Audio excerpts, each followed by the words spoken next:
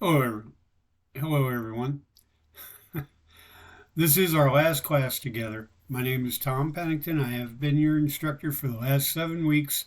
This is our last class, and I cannot be there. So, what I'm going to do is email you this video.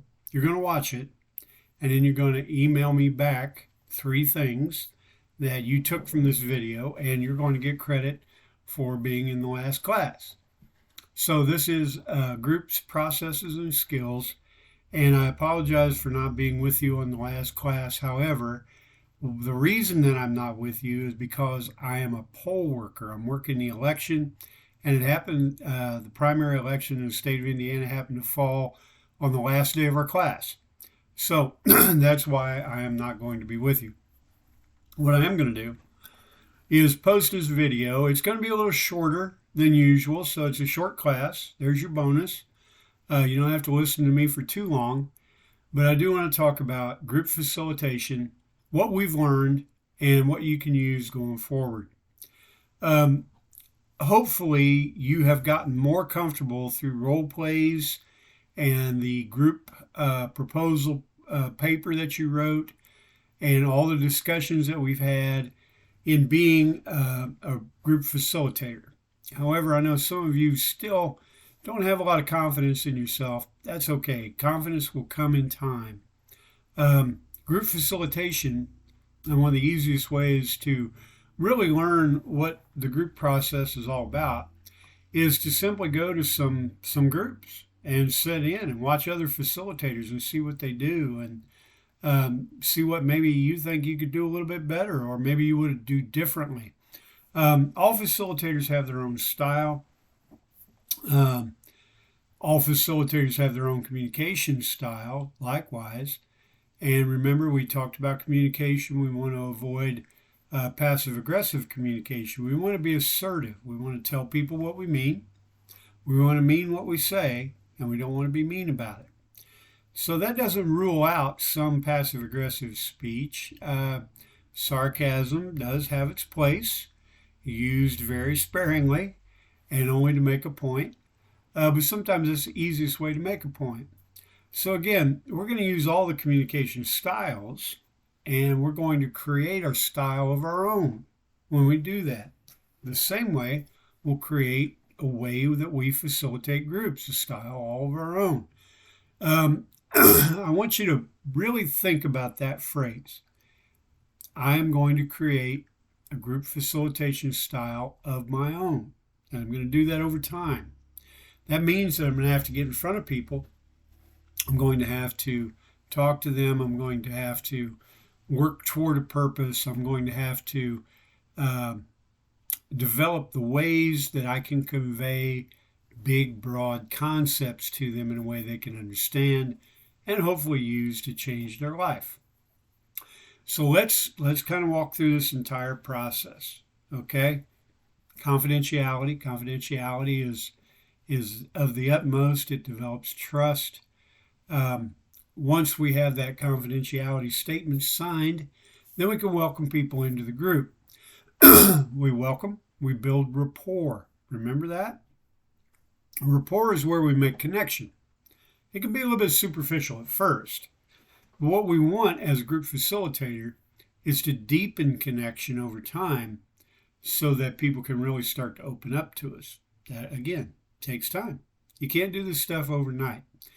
Not only can you not do it as a facilitator, you can't expect your group member to just suddenly open up to people. It takes them time too. The way you facilitate a group can help speed up that process or impede that process or make it a complete failure. So a lot of it does come back to us. How did we welcome people? How did we build rapport? Did we do a good job? Were we all inclusive? Did we set up any barriers? Barriers are not the same as boundaries. Remember that. That's very, very important. Barriers are what keep people away from the purpose of your group. Boundaries are things we need to respect in order to work toward the purpose of our group. Interrupting, for example. We have a boundary that says, we don't interrupt each other. That's a good boundary. It's positive. It's it's beneficial. We don't come in past 15 minutes late to group. That's beneficial. It helps the whole group. A barrier is when I would say, you're not in the right socioeconomic class. You're not the right race. You're not the right religion. You're not the right something. You can't be here. That's a barrier. Or we just don't like somebody. Or we want to gossip and people won't gossip with us. So we don't want them in our group. It's okay to not have people in your group, but you have to have a really good reason for that. Again, it has to be in the best interest of the client. Remember that? The best interest of the client. So everything we do is pointed toward one purpose, the purpose of our group, and working in the best interest of the client to achieve that purpose of the group. Now, this is extremely, extremely important. If I have a purpose, no matter what that purpose is, let's say it's making sandwiches for the homeless, but I have a group member there that is making those sandwiches. What's in that group member's best interest? To get them gloves, to get them a hairnet, to let them have breaks, to get them water? What's in their best interest? That's what we have to remember. That's the thing that it drives everything else. It drives confidentiality. It drives respect. It drives our adherence to good ethical practices. What's in their best interest? Same way with comments that we're going to make during group. So there's a real good 3 question test you can ask yourself. Do I need to say it? Do I need to say it right now? Does this serve the client or me? If it serves you, maybe you don't want to say it. Okay? If you need to say it, do you need to say it right now? Can it wait? Is this the right time for that? Or what if it only serves my best interest? What if it just makes me feel good, but it's really tough on the client? Maybe I want to ask a question, kind of a personal question. How do I do that? Maybe I ask permission. May I ask you a question? It's kind of a personal question. If it's too personal, if we deem it too personal, maybe you shouldn't ask it in a group setting. Maybe we want to ask it privately, or maybe not ask it at all. We have to ask ourselves these type of hard questions in order to be the best group facilitator we can be. So here's what happens in a group. We have a purpose of a group that needs to be clear. It needs to be clear in your mind. It needs to be concise, and it needs to be doable. If you have, for example, a group that is going to change the world, we're going to change the world. That's the purpose of our group. We're going to change the world. Well, wait a minute. Is that doable? I mean, is that something we could actually work toward? Or can we put that into more manageable bites? We're going to help somebody stay sober. That's changing the world. We're going to help somebody finish your resume. That's a doable task, right? So not only clear and concise, but doable. Can we actually accomplish this? Let's say you're going to help somebody with depression. What exactly are we going to do? We're going to make their depression go away? I don't know that that's doable. I don't know that that's a manageable goal. Are we going to help them alleviate their symptoms and become more active and demonstrate fewer depression symptoms? There we go. Now there is a concise purpose that is actually doable. You can do that. Can you make the depression go away completely and never come back?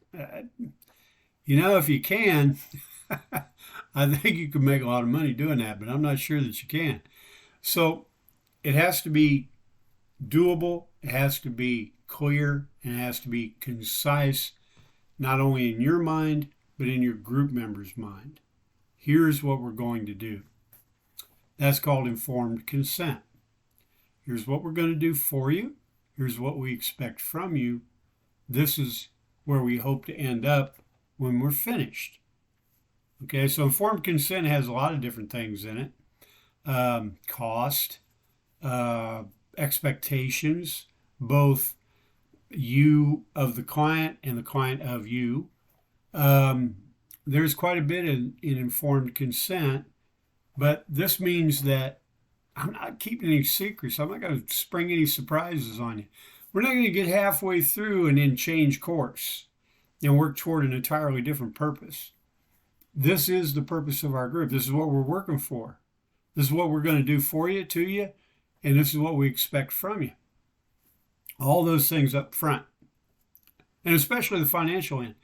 If the person has a copay or that you expect money from them or whatever, it should be an informed consent.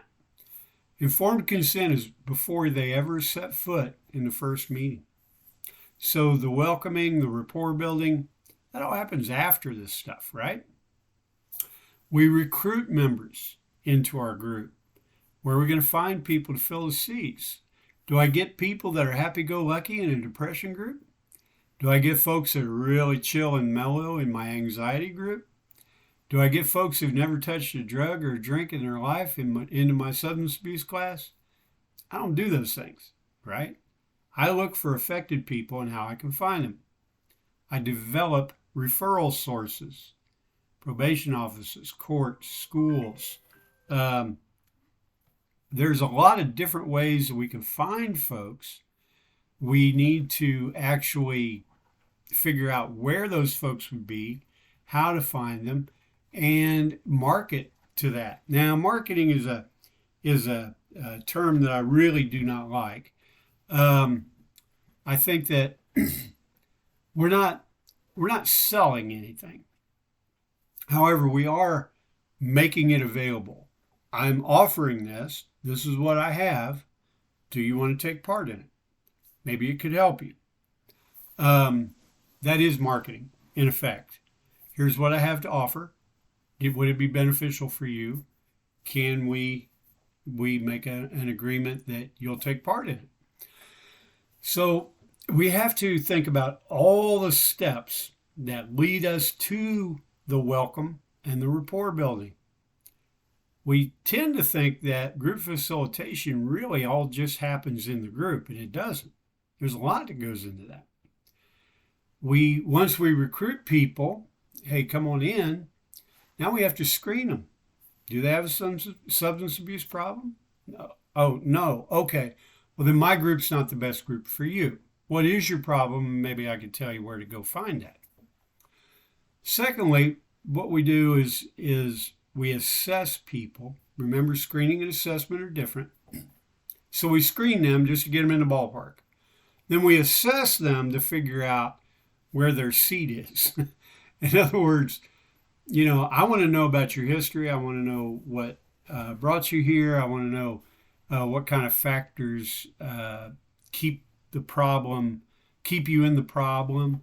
I want to know what the potential is for your home life, your financial situation, your job life, or maybe you can't work anymore. I want to know a little bit more about you.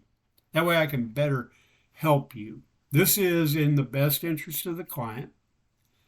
You should always, during assessment, give people the right to not answer a question. I mean, that sounds kind of intuitive, but a lot of people just assume that you're in a position of power. You're asking questions. I'm supposed to answer those questions. I don't want to, but I'm supposed to. Well, the issue with that is they need a choice, because choice is really the essence of the best interest of the client. So you can answer as little or as much as you want. You don't have to answer any questions. If you give me information, I can better help you. I will tell you that much. That's a good way to start an assessment. So along with group facilitation, we have to learn some assessment skills so that we can get to know people before we ever put them in group, and to make sure that they're going to be appropriate for a group once I put them in there. So let's say that we have a place to have our group, whether it's virtual or in person. It's safe. It's confidential. We can keep the lights turned on. We've figured out whether we want to have snacks or breaks or give them smoke breaks or whatever it is. We figured out all the details. Now we've brought them in, we've screened them, we've assessed them, we've welcomed them, we've built some rapport. Now we're in the initial stage of a group. Here's why we're here. This is the purpose of this. This is what we're working toward. Now, how do we introduce that? How do we move from the initial stage to a working stage of the group?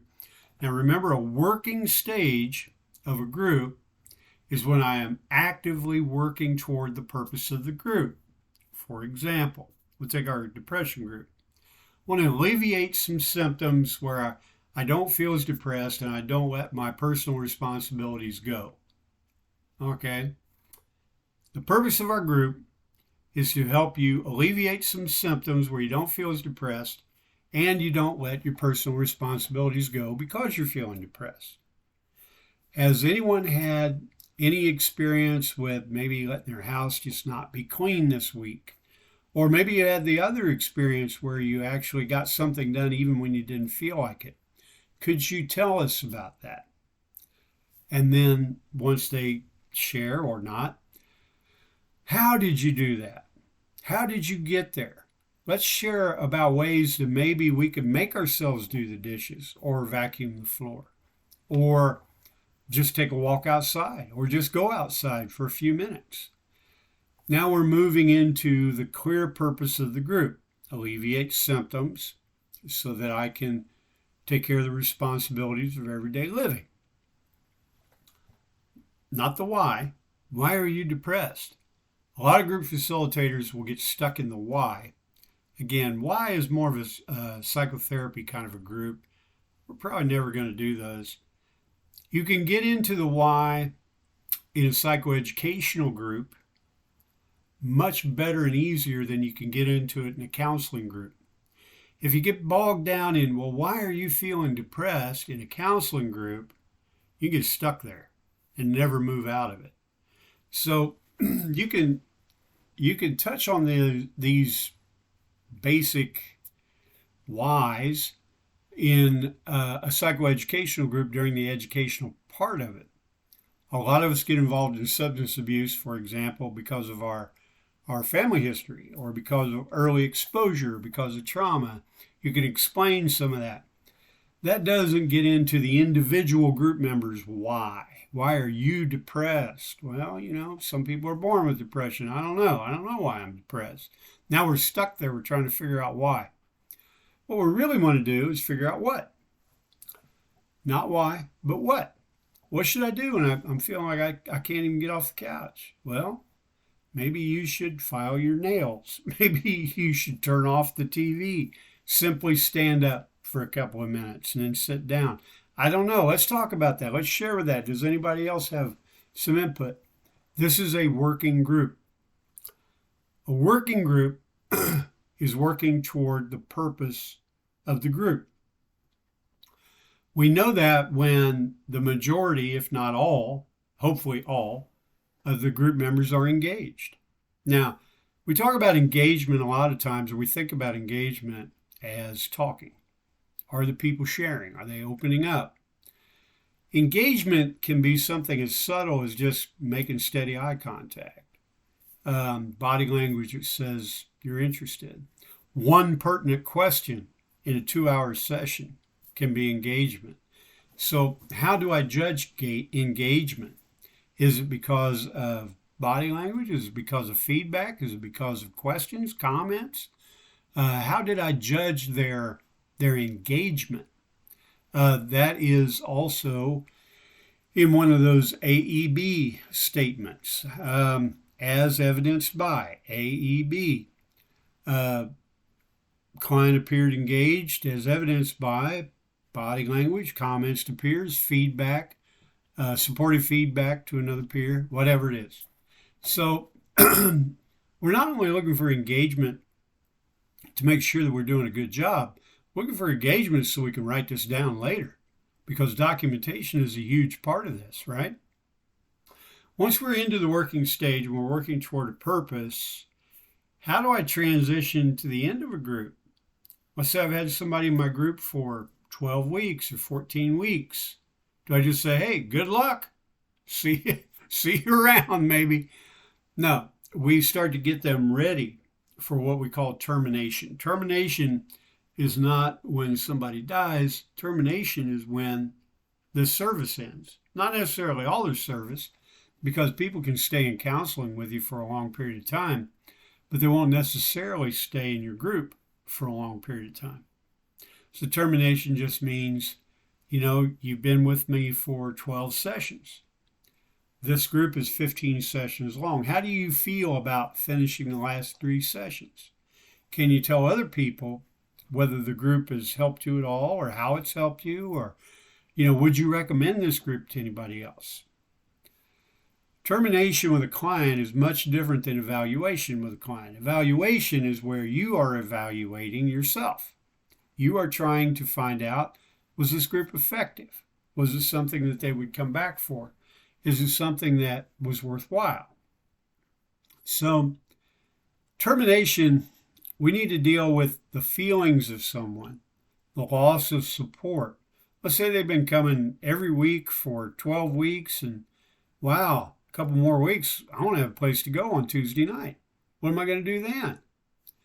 We don't want people to automatically regress to their old behavior just because their group ended. We also don't want them to become what we call treatment junkies. We don't want them to become dependent on the group.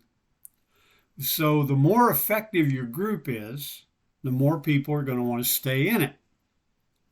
That's not really the purpose of a group either, right? Some groups are really open-ended like that. You can stay in here as long as it's helpful. You come once a week. They become more like social groups than anything else, and they are supportive. Self-help groups are very much like this. They're very supportive of their members, which is a great thing. And I think they have their place, but they are not professionally facilitated groups. So a professional group, the groups that you guys are going to facilitate, really needs to have a clear purpose, needs to work toward that purpose, and then needs to have an end at some point, a beginning, a middle, and an end. Then the person should go out, apply everything that you taught them, that you showed them, that they shared, that they learned. Go out there and see how that works. Does that mean they can't ever come back to group? Not at all. Some people come back over and over. But we need to give them time in between to see whether or not they can change their own behavior, that they can apply certain principles in their life. Ultimately, that is the purpose of their group. Not always task groups, but every other type of group. Yes, that's the ultimate purpose. So that you don't need me anymore. You can go out there and do this for yourself. That's what school does, right? That's what we're doing right now. We are helping you get started as a facilitator. Now, that doesn't mean that you won't have to come back, maybe take a seminar, class, maybe you have to come back and repeat this class, whatever it is, right? You can always do that. But what we want you to do is take your knowledge from this, go out there and apply it, facilitate some groups, see how you do. And take the things that you learn. Beginning, a middle, and an end. An initial, a working stage, termination stage, final stage of a group. So we've kind of gone from pre-group, where we screen, evaluate, assess, recruit, make sure we got all our stuff that we need. We get into facilitation. Then we get the curveballs. We get them from clients. We get them from our employer. We get all kinds of things. We had this nice topic. It was all laid out. I had this curriculum. It's great, man. I got it all there. And somebody came up with another topic. What do I do now? Do I just scrap the whole thing? No, you just save it for another group. I'm sure it'll be, if it was appropriate for one, I'm sure it will be appropriate for another one. Hang on to it. What happened was your group member, actually bailed you out and gave you some really good topics and subject matter for a group. Roll with it. The more we learn how to roll with what the members give us, the more engaged they become and the more interactive our group is. Now we're at this stage where we're talking about active listening. So remember active listening. I am paying attention. I am with you. I'm not thinking about what I'm going to do after. I'm not thinking about what happened before. I'm not thinking about that dirty look you give me. I'm not thinking about, oh, man, I need to get home. Right? I'm not thinking about how tired I am. I am with you. I am present. Okay? You owe that to your members. You owe that to them. They came to you. It's a professional group. They're donating their time. They want to get something for that. At the very least, they should get a good listener out of that. That's the very minimum that we should give our folks. I am going to hear you. I am going to listen to you. I am going to be a good, active listener. When we actively listen, our members will tell us everything that they need. All we have to do is listen. Sometimes we have to listen for a while. It's not always readily evident. But if we actively listen to people and we practice good active listening, they'll tell us everything that they need. They need, or they wouldn't be in our group, right? They need something. Whether they realize it or not doesn't matter. But they need something or they wouldn't be there. So if we listen close enough, they're going to tell us what they need. And then we can figure out ways, or somebody else in the group can figure out ways that they can get there. That's what group is about. More than anything else, as a group facilitator, practice active listening. Next, we talk about motivational enhancement therapy and motivational interviewing skills. Practice reflective listening. Oh, you're always late everywhere? That's a good reflection, right? Person says, I'm always late. I can't get anywhere on time. Oh, you're always late everywhere? That gives them an opening to tell you more. Good reflections. I kicked my dog right before I came to group. Oh, you kicked your dog? We can heighten reflections. We can exaggerate them. Here's one.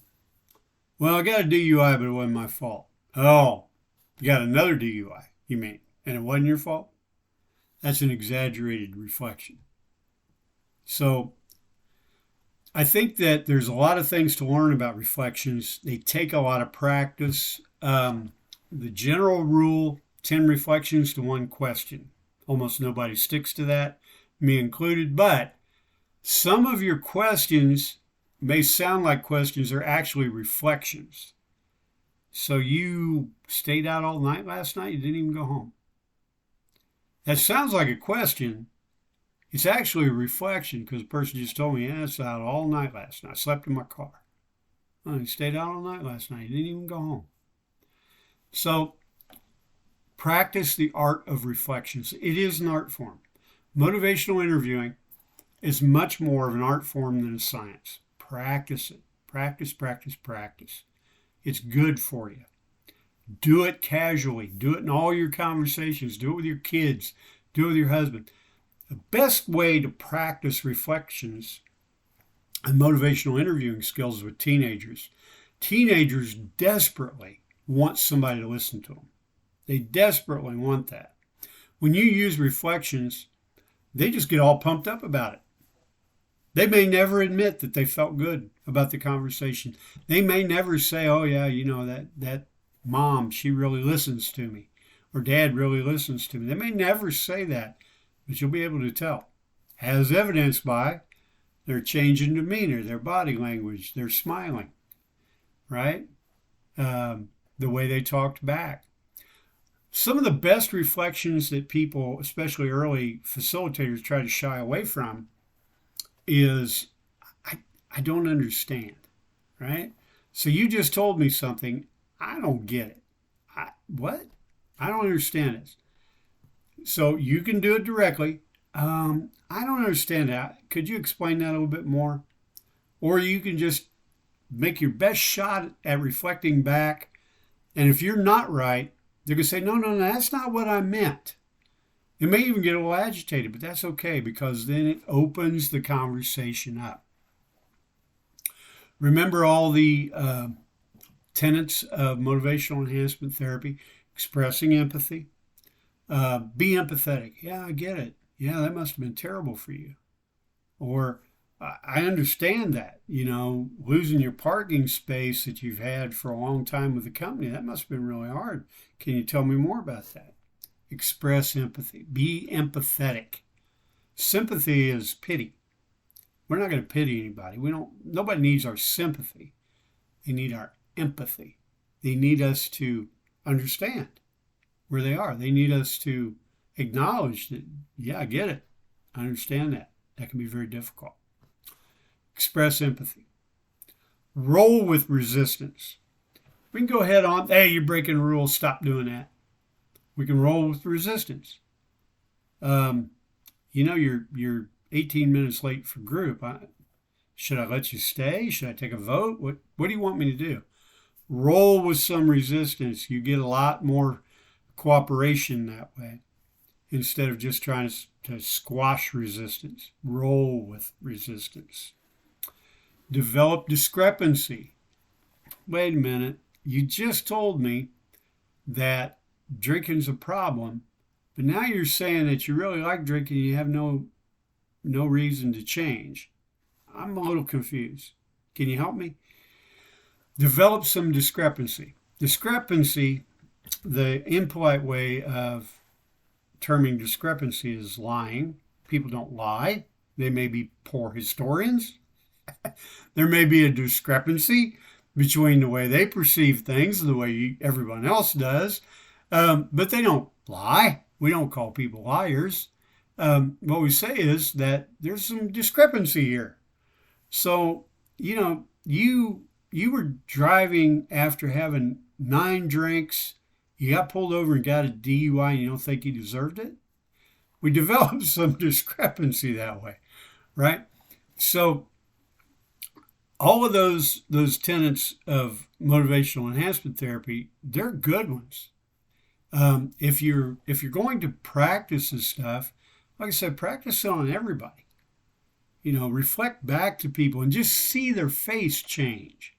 Like, oh, she heard me. He heard me. Okay, cool. They don't acknowledge that. They don't even think about it consciously. It registers on a deep emotional level. Yeah, I feel good when I leave that group because she really heard me. He really heard me. Yeah, I do like going there. I don't know what it is. A lot of times you get that. Yeah, I like going there. I don't know what it is. It's really because you as a facilitator listen to them. That's one of the biggest things that people want when they come to a group. Practice active listening. Practice good motivational interviewing techniques. Cognitive behavioral therapy. We're going to use a lot of that. That just simply means we'll change the way I think. In order to change the way I think, a lot of times I have to change my perspective. So remember, recovery from anything, mental health problem, financial problem, substance abuse problem, just about anything, requires a deep and profound change in my attitude, my outlook, and my perception. Let's take finances. This is one people think is out here in its own little category. It's really not. I spend too much money. I'm always broke. I can't figure it out. I can't pay my rent, right? If I have a deep and profound change, that means that it's not superficial. It's not like, okay, I'm going to do it for 2 weeks and see how that happens, see what happens. I am going to change my perception about money. I'm going to change my outlook on what having money means, and I'm going to change my attitude toward buying stuff just because I want it. I'm going to change my attitude, my outlook, and my perception. You will find that even with depressed folks, they have a perception that life's never going to get any better. Not true? Challenge that. Challenge perceptions, challenge beliefs. Do it by rolling with resistance and expressing empathy and developing discrepancy. Do it with all those tools, because then your members will understand what the hell you're talking about. Oh, that's what that means.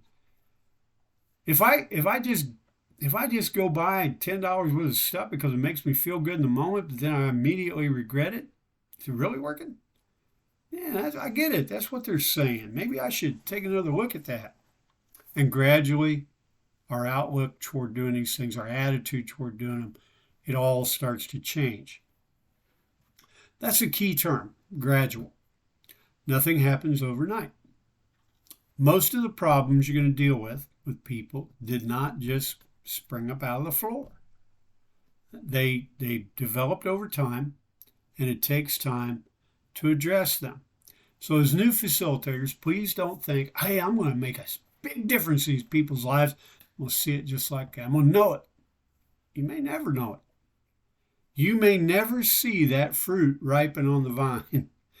That person may be out of your group for a long time before they ever acknowledge, hey, you know what, that group did help me. Helped me a lot. One of the best stories I have, I like to tell it, is when people holler at me in a grocery store or someplace like that. Oh, hey, I remember you. I was in your group. Now, I can't remember them from Adam because I literally see hundreds of people, but they may come years later and like, where was that? And we get a little conversation going. Like, you know what? That didn't help me much at the time, but I always hear what you said. I always took a little bit, and I didn't even know it at the time. That is when you know you've really made a mark on people. It may take years. You may never know it. But if you do your job right, people will pick up things in your group. So your job is not to fix anybody's problem. Your job is not to cure anybody. Your job is to give them tools and direction and hope they can fix themselves. It's their business. It's not yours. And maybe later, somewhere down the road, they'll holler at you in a grocery store and say, hey, I was in your group and some of this stuff really helped me. And then you can feel as proud and happy as you want to feel. But don't expect that. Don't expect it in group. People don't change overnight. As a rule, sometimes they do. But as a rule, most people don't change overnight. It takes a long time. And we want to give them the dignity of the time that they need. We want to give them the dignity to fail also. A lot of folks in substance abuse groups think that, oh, if somebody relapsed, then I failed as a facilitator. No, you didn't. No, you didn't. They used, you didn't. Did you do your job? Did you present material? Did you talk to them? Did you elicit conversation from them and insight from them by using reflections and tools and techniques that are designed to get them to think? Did you do that? If you did that, you did your job. Their job was to either go use or not, and maybe they needed to relapse in order to learn a lesson. Who knows, right? That's not ours.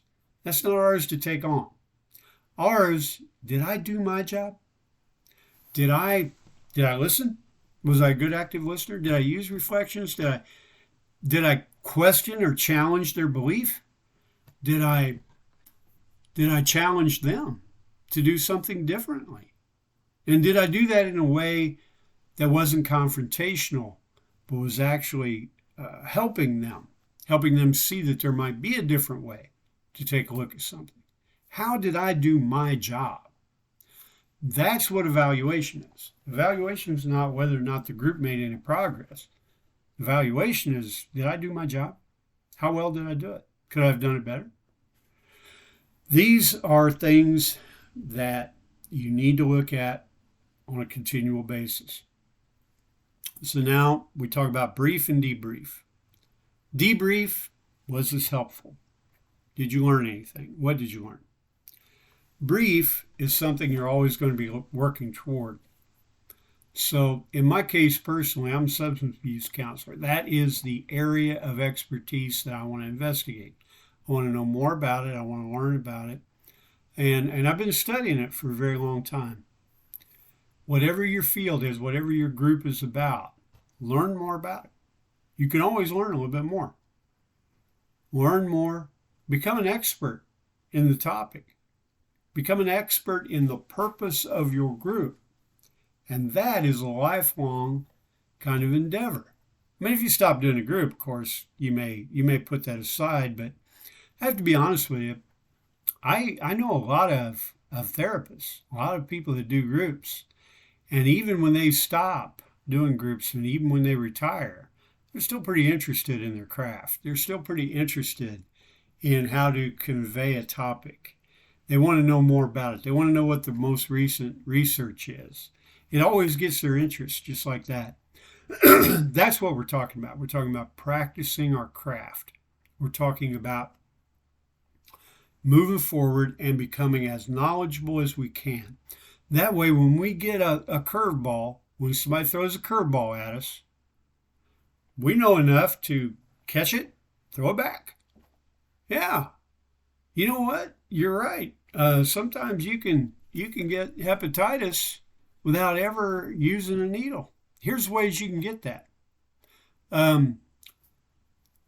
We have to take a lot of things in stride. We also have to be humble enough to admit when we don't know everything. Well, I don't know. You might have a really good point there. I'm not sure about that. I've never heard that before. Let me check into that a little bit, and maybe we'll talk about it next group. Is that okay? So we need to always be open-minded and practicing our craft, getting better at our knowledge base every time. The role plays that we did were to get you comfortable in front of a bunch of other people. That was really important. Nobody's good at that right off the bat. You nervous? I don't know. Thinking about what you're going to say. See, none of that's active listening. Right? If I am listening to you while I'm thinking about what I'm going to say, it's not active listening, is it? So the more we know, the bigger our knowledge base is, and the more confident we are through experience, role plays, etc., then I can really listen to you. I don't have to be concerned with all that other stuff. I can handle that part of it. I've got that. But I need to really listen to you. I need to focus on you and what you're saying. That way you feel heard and you are engaged in my group. So you see, group facilitation only looks easy when somebody who really knows what they're doing is doing it and has done all of these other things. For some folks, it comes natural. For some folks, it doesn't. It doesn't matter. Whether it comes natural to you or not, you can still be a great group facilitator. All you have to do is apply yourself. Learn the things that we've talked about. Become a good active listener. Learn how to motivate people through reflective listening. Learn how to engage folks quickly and build rapport with them so that they will be engaged. Evaluate continually. Brief yourself. Get ready for group even if you never use the material. Debrief. Was this helpful or did it completely bomb? All of these things are tools that we use in order to make effective and, I hate to use the word good, but effective group facilitation. I do want to say good. You'll be a good group facilitator if you do these things. You will be. You can learn best by, again, watching other people do it and by practicing. So if you want to practice motivational interviewing skills, find your group of teenagers. That'll help you, right? And if people don't want to talk to you, if they really do not want to talk to you, start talking about yourself. It's a surefire way to get them to talk. People don't care about you, they care about them. And they want to talk about themselves. You just have to give them a good reason to do it. I'm trying to think of what else. The group proposal, it had those 20 questions on it. Very important. That is something that you have to have turned in before the end of class. I do post the grades on no later than Tuesday after your last class, so that I'll post them on the 14th. Please get everything turned in. That group proposal has to be turned in. Take the final. Finals very important, a lot of points. If you really can't get some assignments in, let me know about that. And do it quickly, like right after you watch this video, because I will have to turn in those grades. So again, I'm out at the poll. I am I am doing my election duty, and that's why I can't be with you. I hope that you learned something from this group. I hope it was a good group for you. I will tell you that this is my last class for at least a year. I'm taking a year off.